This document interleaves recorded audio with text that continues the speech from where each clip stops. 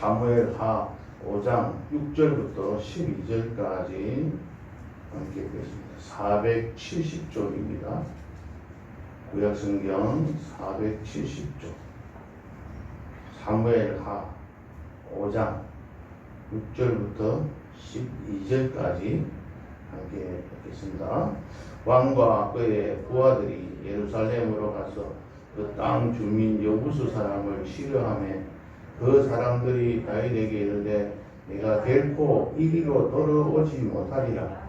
맹인과 다리 저는 자들이라도 너를 물리치리라 하니 그들 생각에는 다윗이 이리로 들어오지 못하리라 함이나 다윗이 시온 산성을 빼앗았으니 이는 다윗 성이더라.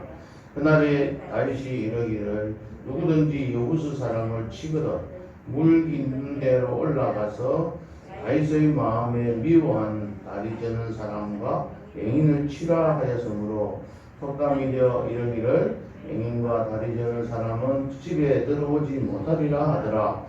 다윗이 그 산성에 살면서 다윗성이라 이름하고 다윗이 밀로에서부터 안으로 성을 둘러싸으니라. 만군의 하나님 여호와께서 함께 계시니 다윗이 점점 강성하여 가니라. 두루왕 히람이 다윗에게 사절들과 백항목과 옥수와 석수를 보내매 그들이 다윗을 위하여 집을 지으니 다윗이 여호와께서 자기를 세우사 이스라엘 왕으로 삼으신 것과 그의 백성 이스라엘을 위하여 그 나라를 높이신 것을 알았더라. 아멘. 지난 시간까지 다윗이 왕위에 오르기까지 과정들을 살펴봤습니다. 유다의 왕으로서만 살았지만 그는 이스라엘 통일왕국의 왕이 되었습니다. 지난 5장 5절을 함께 읽어보겠습니다. 다윗이 나이가 30세에 왕위에 올라 40년 동안 다스렸으되 헤브론에서 7년 6개월 동안 유다를 다스렸고 예루살렘에서 33년 동안 온 이스라엘과 유다를 다스렸더라. 이렇게 해서 다윗이 왕이 되었습니다. 왕이 되고 난 다음에 처음으로 한 일이 오늘 6절에 나와 있는 말씀 보면 예루살렘 또는 이것을 시온성이라고 이야기하고 또 여기 말씀하고 있는 것처럼 다윗성이라고 이야기합니다. 이 예루살렘 땅을 빼앗아서 이곳에다가 통일왕국의 수도로 삼게 됩니다. 지금까지 다윗은 헤브론에서 왕이 되어 있었고 또 이스보셋은 마하나임에서 왕이 되어 있었습니다. 통일되고 난 다음에 새로운 수도를 정해서 옮기게 되었습니다.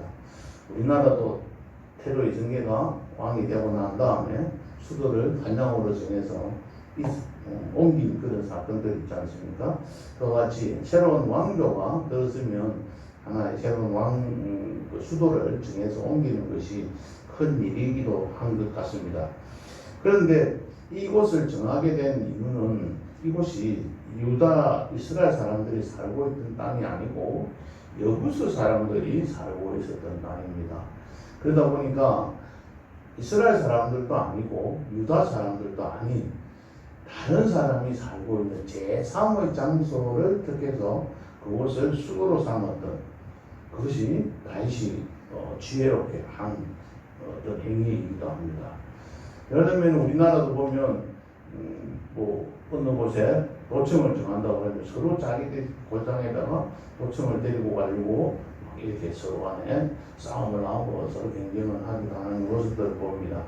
그럼으로 인해서 옮기고 나면 지금도 보면 우리나라 수도를 세종시로 옮긴다 해가지고 대통령 선거가 있을 때마다 이야기를 꺼냅니다. 이게 국론을 분열시키는 경우들이 있다면 이 잘못된 것이 아니십니까? 그런데 다윗은 이 국론을 통일시키기 위해서 예루살렘으로 성을 빼앗아서 옮겨가려고 합니다. 그런데 이 옮겨가려고 하니까 여부수 사람들이 가만히 있겠습니까? 그래서 6절에 보면 이런 말들을 해요. 너희들은 결코 올라올 수 없다. 그러면서 맹인과 다리 저는 자라도 너를 물리칠 것이다. 그러니까 가만히 있어도 너희들 물리칠 수 있으니까 너희들 도저히 올라올 수가 없다라고 말을 한 겁니다. 그러니까 여기가 난공불락의 장소였습니다. 굉장히 힘들었다는 거죠. 저들어 올라가 그것을 빼앗기가 굉장히 힘든 땅이었습니다. 그래서 이 사람들이 이런 이야기를 할 정도로 들어오지 못할 것이라고 판단할 정도로 견고한 성이었습니다.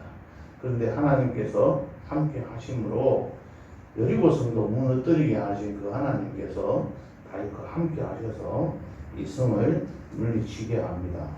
역대상 11장 6절을 한번 보시겠습니다. 오늘 성경을 이쪽 저쪽 한번 살펴보면서 잠도 깨고 역대상 11장 빨리 안 쳐, 천천히 써주시면 됩니다. 11장 6절 9절부터 보겠습니다. 627쪽입니다. 지금 이 내용이 역대상 11장에 기록이 되어 있는데요. 4절, 5절, 6절, 7절, 8절 계속 읽어보겠습니다. 다윗이 온 이스라엘과 더불어 예루살렘 곧 여부스에 이르니 여부스 땅의 주민들이 거기에 거주하였더라. 여부스 원주민이 다윗에게 이르기를 내가 이리로 들어오지 못하리라 하나 다윗이 시온 산성을 빼앗았으니 이는 다윗 성이더라. 다윗이 이르되 먼저 여부스 사람을 치는 자는 우두머리와 지휘관으로 삼으리라 하였더니 서루야의 아들 요압이 먼저 올라갔으므로 우두머리가 되었고 다윗이 그 산성에 살았으므로 무리가 다윗성이라 불렀으며 다윗이 밀로에서부터 그 성을 쌓았고 그 성의 나머지는 요압이 중주하였더라. 만군의 여호와께서 함께 계시니 다윗이 점점 강성하여 가니라. 그래서 다윗이 한 방법이 뭐였느냐면 오늘 여기서는 또 안 나오는데 앞에 보면 이런 말씀이 나와요. 8절에 오늘 5장 8절에 보면 누구든지 여부스 사람을 치려고 하는 사람은 물 깃는 대로 올라가라. 물 깃는 대로. 이 상황이 어떠하냐면 저도 예루살렘 한번 가보고 싶었는데 코로나 때문에 상황이 여가 막혀가 못 가봅니다.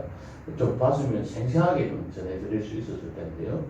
이게 아마 예루살렘 성이 이렇게 주변에 올라갈 산성인데 주변에 올라가는 길이 한 군데밖에 없다는 거죠.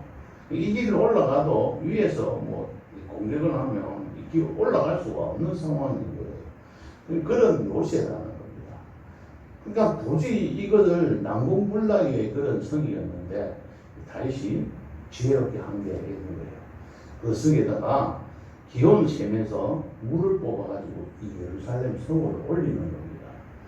그러니까 외국에 가보시면 이 수로를 만들어 놓는데 수로를 어떻게 했냐면 이 산성에까지 올린다면 이보다 더 높은 산에서 물을 공급해 주는 거예요. 그래서 그곳에서 물을 내려주면 수로를 통해서 그곳으로 올라가게 만드는 겁니다. 높은 곳에서 교수탱크가 있어가지고 이 낮은 예루살렘으로 올려보내는 수로가 있었던 겁니다. 그래서 그 수로를 이게 주석에서 여러 가지로 말을 하고 있는데 이 수로를 막아가지고 여부수 사람들이 물이 없어서 혼란되어서 혼란스럽게 만들어가지고 항복하게 만들었다라고 해석하시는 분도 있어요. 그런 분도 있고 어떤 분들은 이 수로를 통해서 사람들이 질투해서 올라갔다. 그렇게 그 수로를 통해서 군인들이 올라가다 이렇게 이야기하는 사람도 있습니다. 그래서 제가 볼 때는 그 두 가지를 종합해 보면 그 수로를 올라가는 그 수로를 막아가지고 물을 못 올라가게 만들고 그러면은 물이 안 올라가니까 비잖아요. 그 비어있는 터널과 같은 것을 통해서 올라간 것이 아닐까 이렇게 생각이 됩니다. 사울의 아들 요나단이 그 블레셋 사람들 전투를 할 때 두 사람이 도저히 올라갈 수 없는 계곡을 택해서 뛰어 올라가서 승리를 한 그러한 사건들을 봅니다. 어쨌든 하나님께서 이 다윗과 함께 하심으로 또 그렇게 군사들을 독려함으로 그들이 뛰어 올라가서 먼저 갔던 그 요압이 우두머리가 되었다고 이야기를 하고 있을 정도로 이런 힘든 상황이었지만은 그곳을 통해서 나아가서 승리를 하고 그 예루살렘 성을 빼앗아서 수도를 삼게 된 것입니다. 10절에 11절에 오늘 말씀해 보면 그래서 두로 왕 히람이 다윗에게 사절들도 보내고 백향목 나무도 보내고 목수도 보내고 석수 돌을 깨서 만드는 그런 장인들을 보내어서 다윗 성을 그러니까 왕궁을 지어주었다고 했습니다. 왜 자기 나라 사람들이 한 게 아니고 외국 사람이 히람 나라 왕이 두로 왕이 히람이 이곳에 가서 이렇게 다윗을 위해서 성을 지어줄 정도로 다윗은 점점 강성해 갔다는 겁니다.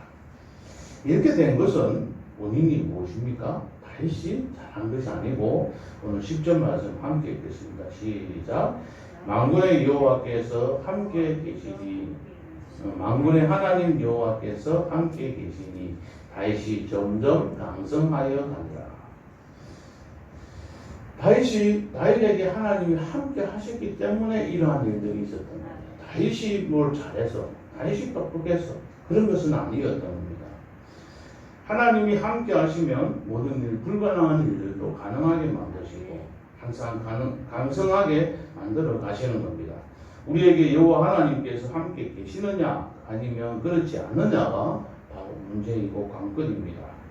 어떻게 하면 여호와 하나님께서 함께 하실 것인가, 함께하게 하실까, 여기에 대해서 우리들이 기도하면서 고민하면서 한번 해결해 볼 필요가 있습니다. 요셉은 창세기 39장 한번 살펴보겠습니다. 창세기 39장 2절에 보면 여호와께서 요셉과 함께 하심으로 그가 행동한 자가 되어 그의 주인 애국 사람의 집에 있으니 이렇게 말하고 3절에도 보면 그의 주인이 여호와께서 그와 함께 하심을 보며 여호와께서 그의 범사에 행통하게 하심을 보았더라. 그렇게 말합니다. 5절에 보면 그가 요셉에게 자기의 집과 그의 모든 소유물을 주관하게 한 때부터 여호와께서 요셉을 위하여 그 애국 사람의 집에 복을 내리시고 그러면서 21절에 보면 이런 말씀이 있어요. 여호와께서 요셉과 함께 하시고 23절에도 보면 여호와께서 요셉과 함께 하심이라 그를 범사에 행통하게 하셨더라. 하나님이 함께 하시면 이와 같이 범사에 행통한 축복들을 받게 하시는 거죠. 창세기 5장 24절을 한번 살펴보시면 에녹이 나옵니다. 에녹은 하나님과 동행하면서 살다가 죽지 않고 하나님 앞에 나아갔습니다. 히브리서 11장 5절에 이런 말씀을 하시잖아요. 히브리서 11장 5절 보면 믿음으로 에녹은 죽음을 보지 않고 옮겨졌으니 하나님의 그를 옮기심으로 다시 보이지 아니하였느라. 그는 옮겨지기 전에 하나님을 기쁘시게 하는 자라는 증거를 받았는데 이게 믿음이 없이는 하나님을 기쁘시게 못한다. 이렇게 속이 나옵니다. 에녹은 하나님과 동행하면서 살았던 사람입니다. 하나님과 함께하는 삶은 하나님과 함께하는 자들은 하나님께서 이렇게 축복해 주시는 겁니다. 요한 1장에서 보시면 하나님과 함께하는 삶을 뭐라고 이야기하고 있냐면 하나님과 사귐을 가진다고 이야기합니다. 사귄다는 것은 거기에서 계속해서 말씀을 하고 있는데 빛 가운데 거하는 것을 말합니다. 빛은 뭐죠? 참된 빛은 누구십니까? 예수님이십니다. 빛 가운데 거한다는 것은 예수님과 함께 동행한다는 말입니다. 함께 거한다, 함께 행한다는 말입니다. 행한다는 말씀은 무슨 말이죠? 뭘 일을 하는 거 아니고 행한다는 그 한자의 뜻은 걸어간다는 겁니다. 예수님과 함께 걸어가는 거예요. 여러분들 누구하고 함께 걸어가면 그냥 아무 말도 안 하고 걸어갑니까? 대화를 나누지 않습니까? 항상 함께 걷는 사람은 대화를 나눕니다. 그 대화가 하나님과 함께 걷는 사람은 뭐죠? 대화를 나누는 사람. 누구와? 하나님과 함께. 그 대화가 뭡니까? 기도하는 거죠. 기도를 범사에 쉬지 말고 기도한다는 것은 바로 이와 같이 쉬지 않고 하나님과 대화를 나누면서 살아가는 그 삶이 하나님과 함께하는 삶이고, 그것이 하나님과 동행하는 삶이고, 그게 하나님과의 사귐이 있는 삶. 그런 자들에게 하나님께서 범사에 행통한 축복을 주신다는 것입니다. 하나님과 교제를 나누며, 하나님과 사귀며, 하나님과 기도하며, 예수 참 빛인 예수 그리스도와 함께 동행하면서 살아가는 사람들에게는 하나님께서 이와 같이 범사에 행통한 축복을 주시는 겁니다. 우리들이 살아가면서 무엇을 우리가 기도할 때 뭘 해달라고 요구하는 기도도 할 수도 있고, 그런데 요구하는 기도가 어떤 기도냐, 어떤 것을 요구하느냐가 굉장히 중요하잖아요. 어린애들은 자기에게 먹을 것만 달라고 하고, 조금씩 커가면 자기 자신이, 또 우리 자녀들 보면 친구들한테 뭔가 도와줄 사람들이 있을 때 그 친구를 도와주기 위해서 부모에게 용돈을 요구하는 그런 학생들도 있습니다. 하나님 나에게 이런 걸 주시면 내가 이런 일을 하겠습니다 하고 하나님 앞에 이렇게 간구하는 그런 기도도 들 수 있는 거죠. 구하는 기도. 너는 질문하는 기도. 하나님 앞에 이렇게 할까요? 하면 좋을까요? 아니면 하나님께서 이렇게 하면 어떻게 하는 게 더 좋을까요? 라고 물어보시면 돼요. 또 그리고 우리가 생각해 볼 때 우리의 생각대로, 우리의 판단대로 키우려고 해보니까 자녀들이 마음대로 안 되는 거잖아요. 손자들도 우리 마음대로 되는 게 아니지 않습니까? 자녀 키우는 게 제일 힘들더라고요. 그럴 때 어떻게 합니까? 하나님 앞에 맡기면서 하나님께서 이 애를 키워주셔서 하나님의 일꾼으로 삼으시고 이 애를 통하여 하나님께 영광 돌릴 수 있도록 하나님께 이 자녀의 교육을 합나를 맡깁니다. 하나님께 부탁합니다 하고 하나님 앞에 던지는 거죠.